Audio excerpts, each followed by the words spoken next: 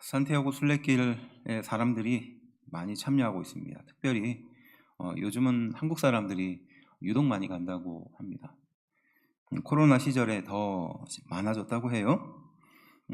산티아고 데 콤포스텔라라는 대성당이 마지막 종착역입니다. 프랑스에서 스페인까지 한 800km 정도 되는 그 먼 거리를 걸어야 됩니다. 그래서 한 40일, 짧으면 한 35일 정도 갑니다. 생고생하는 거죠. 그런데 이 길은 우리가 알듯이 사도 야고보가 갔던 순례길입니다. 그리고 그 마지막 대성당에는 그 사도 야고보의 무덤이 있는 겁니다. 종교적인 의미가 강한 이 산티아고 순례길에 전 세계 많은 사람들이 열광해서 그 길을 한 번쯤 가고 싶어 하는 이유는 무엇일까요? 저도 개인적으로 기회가 닿는다면 저희 아이와 함께 이 길을 한 번쯤 가보고 싶다라는 그런 소망을 품고 있습니다. 물론 집사람하고도 함께죠. 네. 어쨌든 왜 사람들은 이 길에 대해서 열광하고 있을까요? 영원히 끝날 것 같지 않으니 어둠의 터널을 지나가고 있는 이 현재 세대 시대에서 무엇인가 끝이 보인다면 희망이라도 있을 텐데 그러지 않기 때문에 더 절망하고 있습니다. 그래서 우리는 영원이라는 그 말 자체가 갖고 있는 의미를 좀 돌아볼 필요가 있어요. 영원이 뭘까요? 우리가 영원이라는 말을 많이 하잖아요. 뭐 영원히 함께 하자, 영원히 뭐 어떻게 하자, 이렇게 영원이라는 말을 하잖아요. 근데 영원이라는 말은 중국어로 이제 겁이라는 뜻이랍니다. 겁, 뭐 영겁 할 때 그 겁이라는 의미인데 이게 설명을 좀 드리면 답답할 거예요. 중국 황하강에 모래가 있는데 뭐 안 가봐서 모르겠지만 하여튼 모래가 많다고 알고 있습니다. 그 모래가 있는데 갈매기가 모래 하나를 물어서 결국은 그 황하강에 있는 모래가 다 없어질 때를 일겁이라고 합니다. 또 100년에 한 번 내려오는 선녀의 옷자락에 큰 바위가 닳아 없어지는 시간이 겁이라는 거예요. 일겁이래요. 이 뭘 말하는 걸까요? 한마디로 뻥이죠. 과장입니다. 유한한 인생의 인간에게 이 영원이라는 시간은 너무 긴 시간입니다. 그러니까 이렇게 극단적인 과장을 하는 거예요. 왜냐? 고통은 영원처럼 먼 시간이기 때문에 그렇습니다. 가만히 앉아 있어서 5분, 10분을 보내는 것은 정말 눈 깜짝할 새에 지나가죠. 그런데 고통의 시간이라면 그 5분은 정말 1시간, 아니 일주일, 1년보다 더 길고 지루한 영혼과 같은 고통이기 때문에 그렇다는 거예요. 지금 혹시 절망의 터널을 지나가고 있거나 경제나 정치의 혼란으로 인하여 어려움을 처하고 있거나 가정에 혹은 사람과의 관계로 인하여 어려움을 겪고 있다면 혹은 병의 문제 혹은 내 안에 나를 좌절시키는 그 죄의 반복에 대한 문제 속에 있다면 우리는 영혼 속에 있는 것과 같은 고통에 있다는 것이에요. 우리는 어떻게 살아야 하고 이 터널을 지나고 또 찬란한 태양을 볼 때까지 인내할 수 있을까? 참 답답한 심경이 들 때가 있습니다. 그럴 때 우리는 생각하죠. 이 고난이, 이 어려움이 영원히 끝나지 않을 것 같은 그런 마음이 들 때가 그겁니다.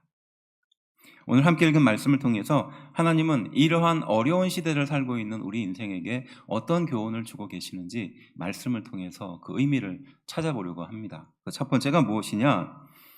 우리는 무엇을 바라보고 있는가라는 것이에요. 아니, 무엇을 바라보고 있는가 이 당연한 질문을 하는 이유가 무엇일까요? 우리는 언제 노래가 나오죠? 여러분들 노래가 흥얼거릴 때가 있잖아요. 언제 노래가 나옵니까? 기쁠 때 혹은 또 아무 일이 없을 때, 뭐 일상 속에 어떤 작은 감사와 기쁨이 있을 때 우리는 노래를 흥얼거리게 됩니다. 그런데 성경에서 등장하는 이 이스라엘 백성들 또 하나님께서 사용하시는 그런 거룩한 그 제자들, 그 교회의 성도들은 그렇게 기쁘고 즐겁고 행복할 때 노래가 나오기보다는 언제 노래를 불렀는가? 절망의 터널을 통과할 때 불렀다는 거예요. 이게 다른 점입니다. 어떤 감정적인 안정과 기쁨이 또 좋은 결과가 보여서 어떤 기쁨으로 나오는 노래가 아니라 이스라엘 백성들, 특별히 하나님의 거룩한 백성들은 절망의 터널 한가운데를 통과할 때 노래를 불렀다는 거예요. 좀 다르죠? 그래서 성경은 대표적으로 그 노래에 대한 두 가지 가장 큰 그 맥을 이야기하는데, 그것이 언제냐? 처음이 모세와 미리암의 노래로 잡습니다. 이스라엘 백성들이 애굽에서 있다가 이제 광야로 나가게 되는 그 지점에서 모세와 미리암이 노래하는 장면이 등장해요. 그리고 또 언제 등장하느냐? 이스라엘 백성들이 완전히 다 망하게 되니까, 나라를 완전히 잃어버리게 돼서 이제 완전히 흔적조차 없는 그때가 오거든요. 그때 또 노래를 해요. 모세와 미리암의 노래는요, 무려 400년 동안 애굽에서 종 노릇하다가 이제 드디어 자유인으로서 광야에 첫 발을 내딛었을 때 했었던 노래입니다. 또 예루살렘으로부터 돌아와, 그러니까 바벨론까지 끌려가는 거예요. 이스라엘 백성이 완전히 사라졌거든요. 나라가 없어졌습니다. 그리고 거기에서 이제 광야와 같은 그 삶을 끝내고 70년이 지나고 나서 예루살렘으로 돌아오게 되는 그때 노래를 부르는 겁니다. 이렇게 보면 기쁘고 행복하고 무엇인가 이루어졌으니까 이 노래를 불렀지 않겠는가라고 생각하기 쉽지만 그렇지 않다는 거예요.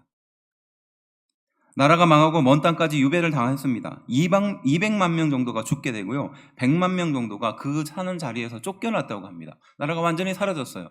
그리고 그 먼 곳까지 가서 유배 생활을 하고 있었던 이스라엘 백성이 그 왕의 명령에 의해서 다시 예루살렘으로 돌아가기는 그때 이제 노래를 부르기 시작하거든요.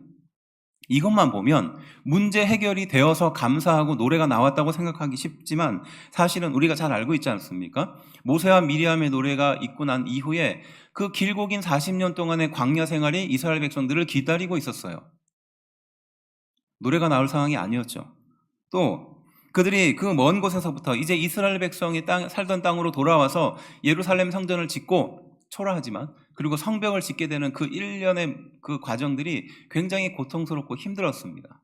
만들어져 있던 것을 그냥 세우는 것은, 보수하는 것은 문제가 되지 않을 겁니다. 하지만 아무것도 없는 곳에서 다시 하나님의 성전을 지어야 하고, 또 우리를 그 외벽 바깥에 있는 그 적들로부터 지키기 위한 성벽을 만들어야 되는 그 과정이 결코 쉽지 않거든요.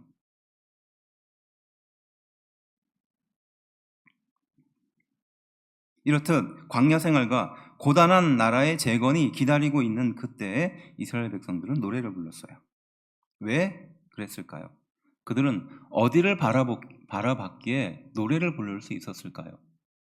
우리는 문제 해결의 초점이나 희망의 가능성이나 그 터널 뒤에 보이는 빛을 바라보면서 노래를 했을 거라고 생각합니다. 가령 이런 것이죠. 큰 문제를 안고 있고 해결할 기미가 보이지 않을 그때 우리는 절망합니다. 왜 절망합니까? 해결할 기미가 안 보이기 때문에 그렇죠. 어렵기 때문에 그렇습니다. 그런데 이스라엘 백성들은 그런 똑같은 어려움 속에서 무엇을 바라보았기에 노래가 나올 수 있었는가, 좀 궁금하지 않습니까? 함께 읽은 말씀은 바로 그것에 대한 내용입니다. 우리가 여행을 갔다 오면 여행을 갔다 오고 난 뒤에 이제 집이다 라고 딱 보는 어떤 이정표가 있죠. 그러니까 어떤 분은 그렇게 얘기하더라고요. 아무리 멀리 나갔다가 들어와도 내가 다니는 교회의 십자가가 보이면 이제 집이구나, 이렇게 생각하는 사람이 있다고 하더라고요. 여러분들도 그러실 겁니다. 내가 살고 있는 그곳, 그리고 내가 신앙생활하는 그곳의 어떤 모양을 보고, 아니면 교회 간판을 보면서 이제 집에 돌아왔구나, 이런 마음을 갖게 되는 거예요. 이스라엘 백성들이 바로 그 절망 속에서, 어떻게 보면 미래에 대한 희망이 전혀 보이지 않을 그때에 바로 어디를 바라보고 있느냐, 그것이 바로 이들이 노래하게 될 수 있는 계기였다는 겁니다. 교회와 십자가와 고향 같은 마음, 그런 마음을 가지고 무엇인가 우리 마음속에 있는 짐을 내려놓게 하는 그 지점, 그것이 바로 우리가 바라보고 있는 것이라는 것을 말해요. 모든 시편에는요, 이 표제어라는 것이 있습니다. 물론 후대에 붙인 거예요. 근데 이 노래하는 노래를, 이게 다 노래의 가사들이거든요. 이 노래 위에 표제어라고 해서 언제 어떤 방향으로 불러라 라고 해서 그것을 달아놓았습니다. 후대에. 함께 읽은 말씀은요, 그 표제어를 어떻게 말하고 있습니까? 성전에 올라가는 노래라고 표현하고 있거든요. 그러니까 이스라엘 백성들이 1년에 한 번씩 이제 의무적으로 예루살렘에 모여야 했습니다. 성인의 의무였거든요. 그러니까 예루살렘에 가까이 살았던 사람도 있겠지만 저 멀리 타국에서 살았던 사람도 있었을 거잖아요. 그들이 1년 한 번 이제 하나님께 제사를 드리기 위해서 먼 길을 걸어서 이제 거기까지 온 거예요. 자, 그러면 이제 그 멀고 힘든 길을 걸어가다가 이제 마지막 예루살렘 성전이 저 끝에 눈에 보이기 시작합니다. 그럼 어떤 마음이 듭니까? 아, 이제 고향에 도착했지. 그러면서 마음이 내려놔지게 되는 거예요. 바로 그때 불렀던 노래가 지금 함께 읽은 말씀입니다. 그래서 표제어로 다른 거거든요. 한마디로 순례자의 길을 걸어갔던 겁니다. 고향이 자기가 살던 그곳이 아니라 예루살렘 성전을 향하고 있었던 겁니다. 그들이 다른 곳을 바라본 것이 아니라 바로 예루살렘 성전을 늘 바라보고 있었기 때문에 그 순례자의 길을 가다가 이제 그 먼 곳에서 예루살렘 성전의 꼭대기가 보이니까 이제 안심하게 되는 거예요. 그때를 말하는 겁니다. 1절 이렇게 말하죠. 내가 산을 향하여 눈을 들리라. 이겁니다. 어디를 본다는 겁니까? 산을 본다는 거예요. 여기서 이 산은 예루살렘을 말하는 겁니다. 하나님의 거룩한 성전이 세워진 그곳이 이제 순례자의 길을 가다가 각자 타지에서 생활하다가 그 타지에서 생활이 결코 쉽지 않잖아요. 어렵지 않습니까? 고향이 아니니까요. 또 이리저리 치이고 얼마나 많이 힘들었겠습니까? 근데 그 길을 순례자의 마음으로 걸어가는 거예요. 어디를 향하여? 예루살렘 성전.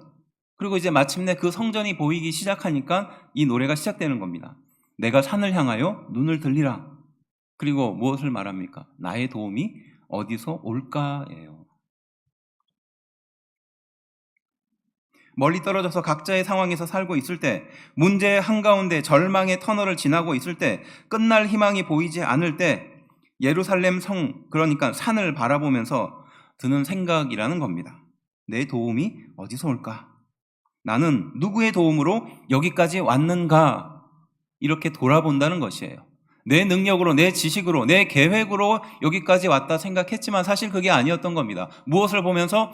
하나님의 거룩한 산을 보면서 그 예루살렘 성전이 눈에 보이기 시작하면서 아, 내 능력으로 온 것이 아니라 누구의 능력으로 왔다? 하나님의 능력으로 왔다라는 것을 지금 고백하는 장면인 거예요. 산이 보일 때 불렀던 노래입니다. 그래서 이스라엘 백성들은 어깨를 맞대고 통로가 좁았으니까요. 추측인데 200만 명 되는 성인이 어깨를 맞닿고 어깨 동무를 하면서 이 노래를 부르면서 성전으로 올라갔다고 해요. 문제가 해결되어서 이 노래를 부른 것이 아닙니다. 절망의 터널의 끝이 보여서 이 노래를 부른 게 아니에요. 근심과 걱정과 두려움은 여전히 인생 앞에 남아있지만 무엇을 바라보면서 노래를 했다? 예루살렘 성전을 바라보면서 노래했다는 겁니다. 내 도움이 거기에서부터 왔다는 것을 재확인하면서 불렀던 노래라는 거예요. 기가 막힌 상황에서 하나님을 바라봄으로 터져나오는 노래라는 겁니다. 한마디로 짐을 내려놓는 노래라는 뜻이죠. 지금까지는 내가 그 짐을 들고 있었는데 하나님의 거룩한 성전 예루살렘을 바라보니까 그 짐이 어떻게 된다? 내려놔지게 되는 거예요. 내 능력으로, 내 힘으로 여기까지 왔다 생각했는데 그 하나님의 성전을 바라보니까 이제 그 짐이 내려놔지게 되는 거예요. 내가 온 것이 아니고 하나님이 나를 여기까지 오게 하셨구나. 우리가 드리는 예배가 바로 그 짐을 내려놓는 시간입니다. 절망이 노래로 바뀌는 시간이라는 것이죠. 하나님을 바라보았기에 부를 수 있는 노래입니다. 한마디로 순례자의 노래죠. 그래서 우리는 무엇을 바라보고 있는가에 따라서 실망의 한숨이 나오고 혹은 영원한 고통처럼 느껴지는 그 영겁의 시간을 살게 되지만 하나님을 바라보고 예루살렘 성전을 바라보는 그 신앙을 갖게 되는 순간 순례자의 노래를 부를 수 있게 되는 줄로 믿습니다. 똑같은 상황도 영원처럼 긴 고통으로 느껴지는 사람이 있지만 또 똑같은 상황에서 하나님의 성전을 바라보며 나의 도움을 여기까지 오게 해주신 하나님을 바라보는 사람도 있는 줄로 믿습니다. 우리는 이 교훈을 통해서 무엇을 얻을 수 있습니까? 끝을 바라보지 말고 하나님을 바라봐야 하는 줄로 믿습니다. 그것을 통해서 나의 도움이, 나의 힘이, 내 능력이 어디에서부터 시작되는지를 알기 때문입니다. 두 번째는 무엇입니까? 무엇에서 위안을 얻는가? 또 무엇을 만나고 있는가라는 질문이에요. 두 번째 교훈이에요. 무엇에서 위안을 얻는가? 무엇을 만나고 있는가입니다. 네, 보여주세요.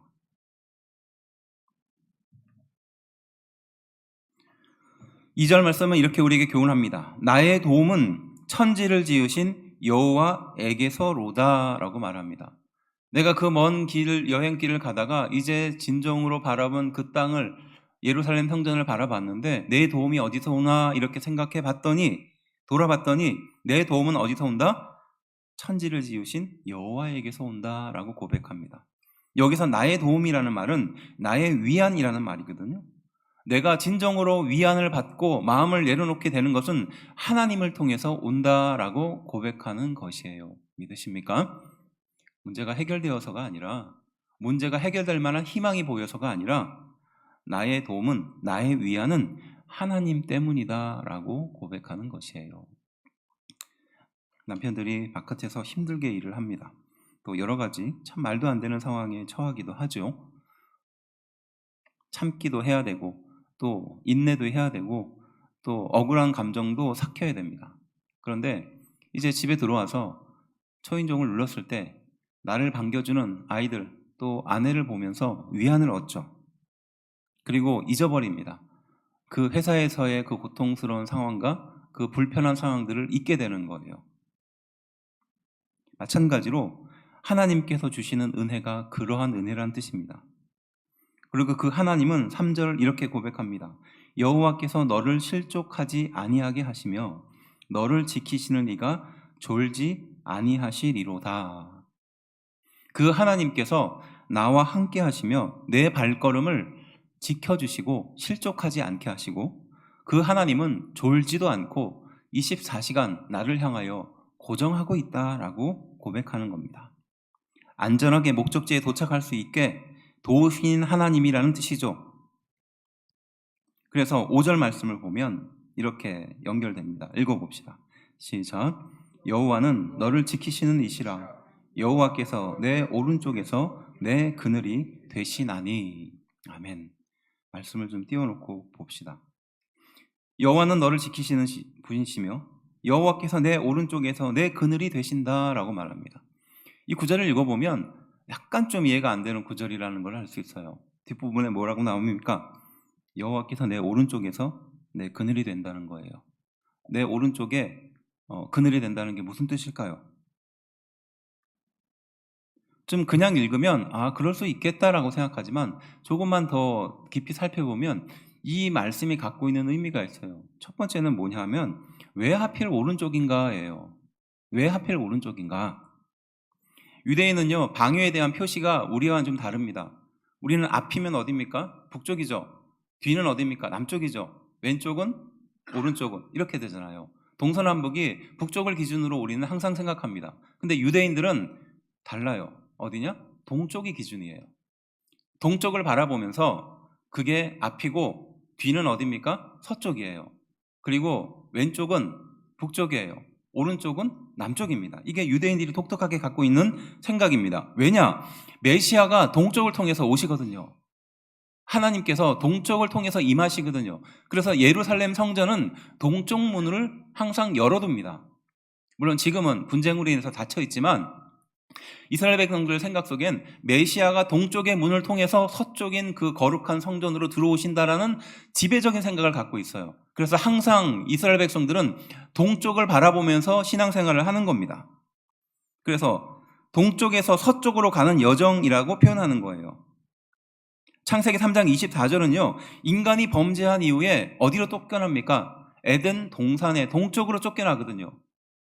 그러니까 바로 그 동쪽에서부터 거룩한 곳, 바로 천국이 있는 서쪽으로 향하고 있는 거예요.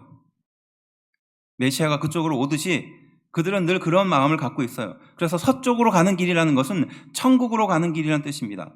메시아가 오시는 길이 바로 동쪽에서부터 시작되거든요. 그래서 이스라엘 백성들은 동쪽을 황금문이라고 불러요. 예수님 또한 예루살렘에 입성한 길이 바로 이 동쪽이에요. 감람산에서부터 나귀를 타고 아래로 내려와서 예루살렘으로 입성했는데 바로 그 문이 동쪽문, 황금문이라고 사람들은 추측합니다. 무엇을 말하는 걸까요? 늘 하나님의 오심을 바라보는 그것을 말하는 거예요. 그것이 오른쪽의 의미입니다. 또 왜 하필 오른쪽의 그늘일까요? 이스라엘 백성이 살고 있는 이 위도를 생각해 보면 조금 이해가 된다고 할 수 있는데요. 이 북반구에 위치하고 있는 이 나라의 위치를 본다면 동에서 해가 떠가지고 남쪽으로 해 방향이 바뀝니다. 그리고 거기가 정오가 돼요. 그리고 서쪽으로 해가 지는 겁니다. 그 위치가 그러니까요. 그러니까 이들에게 있어서 남쪽은 가장 뜨겁고 가장 괴로운 시간이에요. 정오거든요. 그래서 그 시간은 사람들이 왕래하지도 않죠. 앞서 처음에 말씀드렸듯이 유대인들은 항상 동쪽을 중심으로 생각한다고 했잖아요. 거기에서 남쪽은 어디입니까? 자기의 오른쪽이에요. 그리고 그 남쪽의 시간은 어떤 시간입니까? 가장 힘들고 가장 괴로운 시간을 말하는 거예요. 가장 뜨거운 햇볕이 내려쬐이는 그 시간입니다. 바로 여기에서 왜 오른쪽에 그늘이 된다라는 의미를 알 수 있는 거예요. 바로 힘들고 가장 떼약볕이 내려지는 그 시간에 바로 우리 하나님이 어떻게 되신다? 우리의 그늘이 되신다라는 의미라는 거예요. 서쪽을 향하는 길, 곧 순례자의 길을 가고 있는 이스라엘 백성에게 바로 강렬한 빛이 내리쬐이는 바로 정오의 뜨거운 빛이 내리쬐는 그 남쪽, 바로 오른쪽에 있을 그때 우리 하나님이 그늘이 되어주신다라고 말씀하고 고백하고 있는 줄로 믿습니다. 한마디로 말하면 늘 하나님을 바라보고 하나님을 쫓는 삶을 살고 있는 순례자와 같은 삶을 살고 있는 이스라엘 백성에게 가장 힘들고 가장 괴롭고 가장 외로울 때, 가장 고통스러울 그때 우리 하나님께서 우리의 그늘이 되어주신다라는 고백이 이 말씀에 담겨 있다는 것이에요. 우리의 인생이 마치 순례자의 길과 같다라는 것입니다. 그리고 우리의 인생이 하나님을 향하는 길과 같다는 것을 말하는 거예요. 그 길에서 수많은 어려움과 고통을 만나게 되는데 바로 그 고통이 바로 하나님을 만나고 위안을 얻는 기회다라는 것을 말하는 것입니다. 그 길에서 우리는 무엇을 만납니까? 희망이 보이지 않은 그 길에서 우리는 무엇을 생각합니까? 절망을 생각하죠. 우리는 그 길의 한가운데서 매일의 절망을 만납니다. 또 좌절을 만나죠. 깊이 좌절하고 후회하고 삶의 소망이 끊어지는 고통을 우리는 만납니다.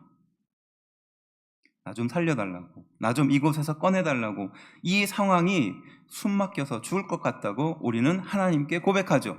그런데 이 절망에서 우리는 오히려 예수님을 만날 기회를 만나는 것이에요. 그 치열한 현장에서 터널의 한가운데에서 바로 절망을 만나고 그 절망과 함께 계시는 예수님을 만나는 것이에요. 그리고 인격적으로 예수님을 만나는 순간 그 자리는 찬송의 자리로 바뀌게 되는 겁니다. 그 억울한 감정, 누구 하나 이해해주지 않는 그 감정, 서름을 또 도저히 이겨낼 수 없는 탈진, 또 두려움에서 그 노래는 우리를 전혀 다른 곳으로 안내하는 것이죠. 찬송가 413장은요, 우리가 많이 부르는 찬양이에요. 내 평생에 가는 길이라는 찬송입니다. 근데 이 찬송의 가사를 쓴 사람의 이야기가 참 의미가 있어요. 호라티우스 스페포드라는 사람인데요. 이 사람은 당시의 사업가이고 또 교수이며 또 선교의 열렬한 후원자였습니다. 무디 시대에 살았던 사람입니다. 그런데 1871년에 시카고에 대화재가 일어나요. 그래서 자신이 가지고 있었던 그 사업을 다 잃어버립니다. 그리고 엎친 데 덮친 격으로 자신의 하나 있는 아들을 그 자리에서 잃게 돼요. 열병으로. 4살 아들입니다. 실망이 큰 나머지 참 힘들고 어려운 시간을 살다가 3년 뒤에 아내와 4딸과 함께 유럽을 가서 휴양을 하려고 계획을 세우죠. 그런데 갑자기 일이 생겨서 아내와 4딸을 먼저 그 배에 태워서 유럽으로 보냅니다. 그런데 기가 막힌 일이 생겨요. 배가 대서양 한가운데서 충돌하게 됩니다. 네 딸 애니와 마기와 베시와 테넷, 이 네 명의 딸이 그 대서양 한가운데서 죽게 되죠. 그리고 유일하게 살아남은 아내가 남편에게 당시의 유일한 연락수단인 전보를 채게 됩니다. 그 전보의 내용, 나만 살아남았습니다.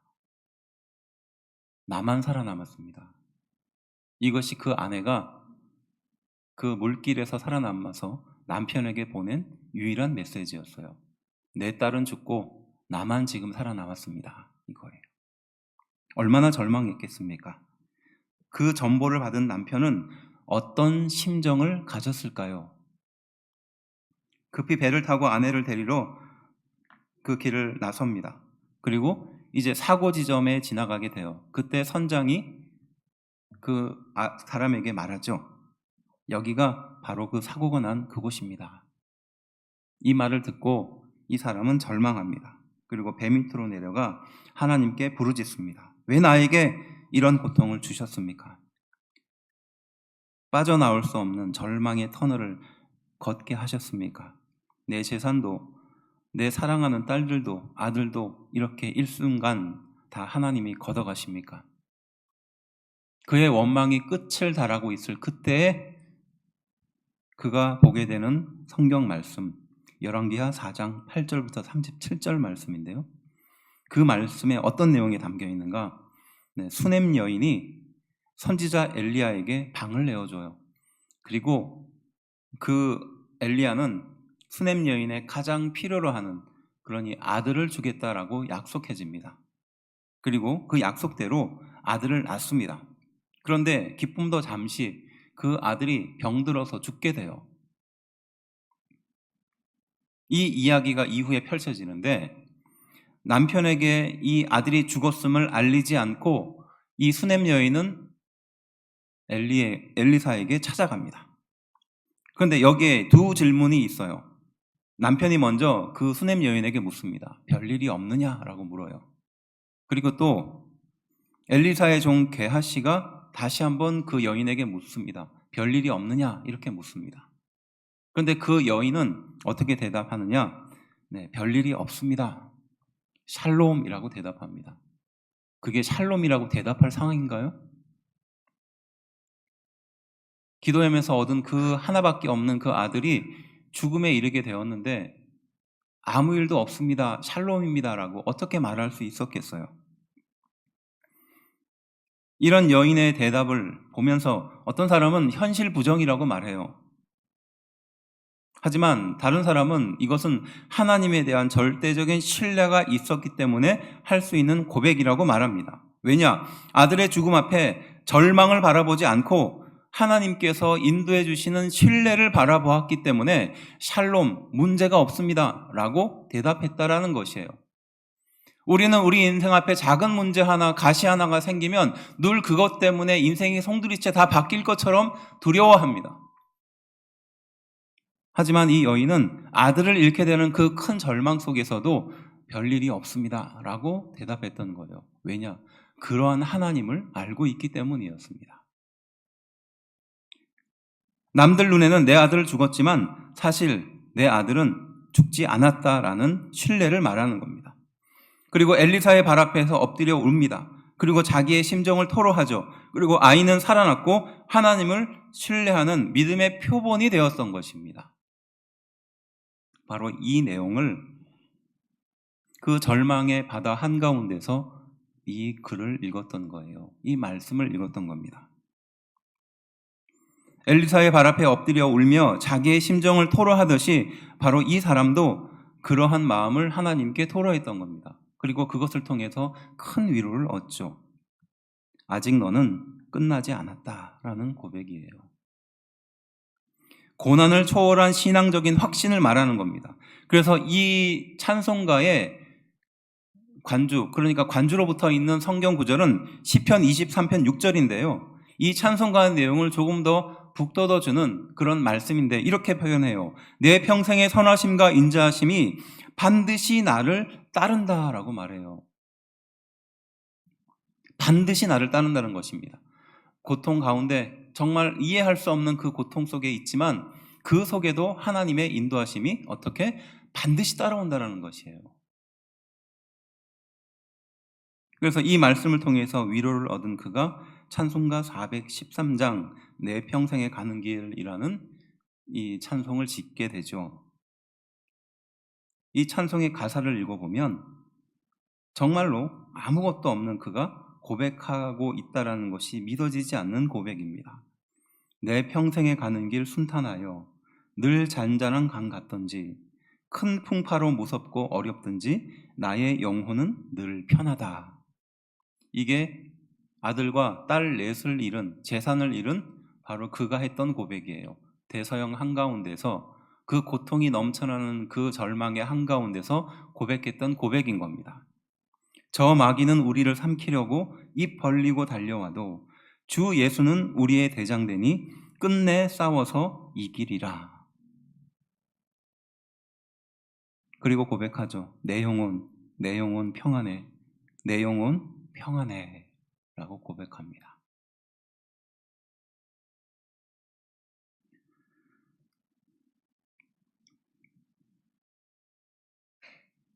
시편 23편 6절 내 평생의 선하심과 인자하심이 반드시 나를 따르리니 내가 여호와의 집에 영원히 살리로다. 이 반드시 나와 함께 하시는 은혜가 있게 되기를 주의 이름으로 축원합니다. 내가 나를 보고 실망하고 내가 다른 사람의 모습을 보고 실망하며 내가 도저히 감당할 수 없는 그 현실에 실망하고 있을 때 하나님의 인도하심이 반드시 나를 함께하며 따라올 것이라는 이 믿음과 확신의 고백에 있게 되기를 주의 이름으로 축원합니다. 그래서 함께 읽은 말씀 시편 121편 7절부터 8절까지 말씀은 이렇게 마무리가 돼요. 우리 함께 한 목소리로 읽어볼까요? 읽어봅시다. 시작. 여호와께서 너를 지켜 모든 환난을 면하게 하시며 또 내 영혼을 지키시리로다. 여호와께서 너의 출입을 지금부터 영원까지 지키시리로다. 아멘. 이런 고백을 하면서 이렇게 고백하잖아요. 여호와께서 너를 지키고 모든 환난을 면하게 하신다고 약속하십니다. 근데 여기서 중요한 말은 또예요. 또. 그렇게 할 뿐만이 아니라 또 내 영혼을 지킬 것이라는 것입니다. 또 이게 이 또라는 말이 갖고 있는 의미 뭡니까? 반복적이라는 뜻이에요.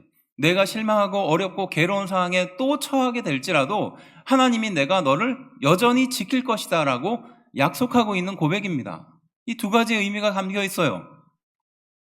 그리고 너의 출입을 지금부터 영원까지 지켜주실 것이다 라고 약속하고 있는 줄로 믿습니다. 앞서 말했던 그 고통의 영원한 순간이 이제 하나님께서 주시는 그 영원한 순간으로 바뀌게 되는 지점이에요. 너무 괴롭고 힘들고 어려웠던 그 고통의 시간이 이제 영원히 행복할 그 영원으로 바뀌게 되는 것을 우리에게 교훈하고 있어요.